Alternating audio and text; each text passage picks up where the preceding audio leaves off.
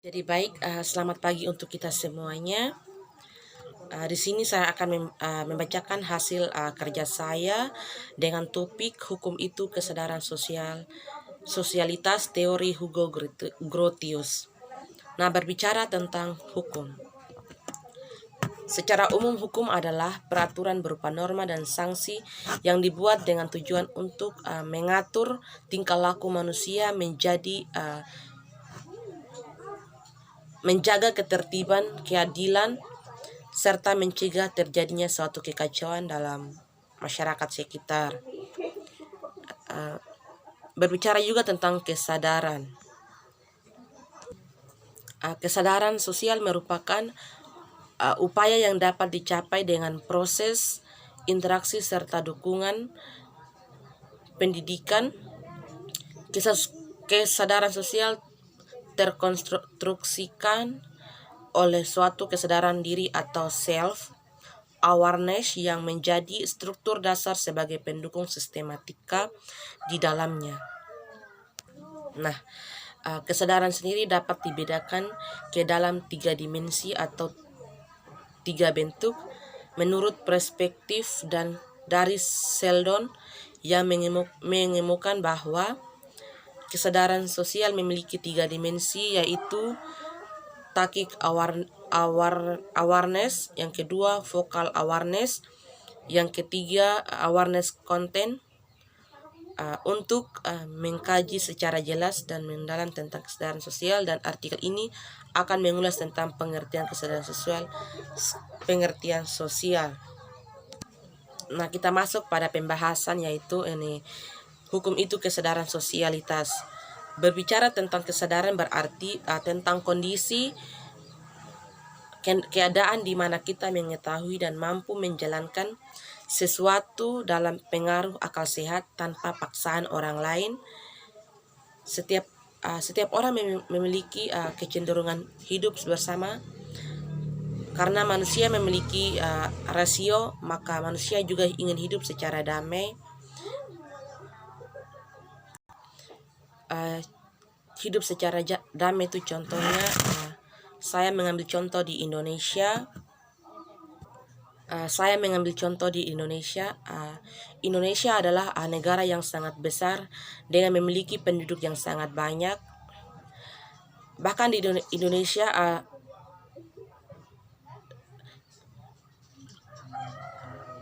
memiliki keanekaragam, agamanya pun berbeda-beda. Perbedaan ini yang harus dihargai, maka kita harus bertoleransi baik di sekolah maupun di kampus dan di masyarakat sekitarnya. Misalnya perbedaan suku, agama, dan budaya.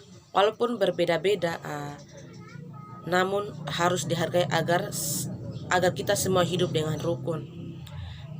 Dari perbedaan inilah merupakan anugerah yang diberikan Tuhan kepada kita. Oleh karena itu kita terimalah anugerah itu untuk saling menghargai dan saling menghormati. Jika kita tidak saling menghormati dan menghargai, maka kita hidup akan sia-sia. Hukum juga sangat dibutuhkan agar setiap orang kembali pada kuadratnya sebagai manusia sosial yang berbudi hukum. Dengan demikian merupakan pengawal dalam sosiabilitas manusia untuk menjamin agar prinsip-prinsip individu sosial yang berbudi itu tetap tegak. Dalam negara hukum di Indonesia, kepastian dan penegak hukum akan terjadi apabila setiap individu memiliki kesadaran akan hukum itu sendiri. Substansi hukum itu kesadaran sosialitas. Kesadaran hadir dan dibutuhkan dalam setiap aspek hukum kehidupannya, dari yang paling khusus maupun yang paling umum. Peningkatan kesadaran hukum dilakukan melalui penerangan dan penyuluhan hukum yang teratur atas dasar perencanaan yang mantap. Tujuan utama dari penerangan dan penyuluhan hukum adalah agar warga masyarakat memahami hukum-hukum tertentu sesuai masalah-masalah hukum yang menjadi tugas dari kalangan hukum pada umumnya, dan khususnya mereka yang mungkin secara langsung berhubungan dengan warga masyarakat, yaitu penegak hukum. Nah, jika dikaitkan dengan hal itu, maka kesadaran dalam hal ini berarti kita harus benar-benar sadar atas akal sehat dan tanpa paksaan untuk menjadi hukum sebagai landasan. Kesadaran sangat erat kaitannya dengan kondisi-kondisi batinia. Seseorang yang memiliki kondisi batinia yang baik akan memiliki interaksi yang baik dengan masyarakat sosial. Nah, negara yang memiliki masyarakat yang sadar dan peka terhadap kepatuhan sosial akan mudah melakukan penataan hukum dan kehidupan sosial di masyarakat sekitarnya. Integrasi substansi hukum itu kesadaran sosialitas. Yang pertama, tinjauan hukum positif. Nah, secara formal keberhasilan kegiatan penyuluhan hukum dapat diidentifikasi dengan diterbitkannya berbagai peraturan hukum yang menjadi landasan operasional kegiatan penyuluhan hukum, seperti dengan dikeluarkanlah Peraturan Menteri Hukum dan Hak Asasi Manusia Republik Indonesia nomor M.01.PR.08.10/2007 tentang perubahan atas Peraturan Menteri Hukum dan Hak Asasi Manusia Republik Indonesia nomor M.PR.08.10/2006 tentang pola penyuluhan hukum. Tinjauan yang kedua, pasal 2 dari Peraturan Menteri Hukum dan Hak Asasi Manusia Republik Indonesia nomor M.PR.08.10/2006 tentang pola penyuluhan hukum menegaskan bahwa penyuluhan hukum diselenggarakan dengan tujuan mewujudkan kesadaran hukum masyarakat yang lebih baik, sehingga setiap anggota masyarakat menyadari dan menghayati hak dan kewajibannya sebagai warga negara yang baik. Yang kedua, landasan sosiologis. Landasan sosiologis itu yang pertama, pelaksanaan hukum di dalam masyarakat selain tergantung pada kesadaran hukum, masyarakat juga sangat banyak ditentukan oleh aparat penegak hukum. Oleh karena sering terjadinya beberapa peraturan hukum tidak dapat terlaksana dengan baik. Oleh karena itu ada beberapa oknum penegak hukum yang tidak melaksanakan suatu ketentuan hukum sebagaimana mestinya. Contohnya peraturan yang tidak dilakukannya itu berlalu lintas. Yang kedua, kesadaran hukum masyarakat dalam mentaati peraturan berlalu lintas masih sangat rendah, sehingga harus ditanamkan sejak dini. Masalah sikap berlalu lintas sudah merupakan suatu fenomena yang umum terjadi di kota-kota besar, di negara-negara yang sedang berkembang.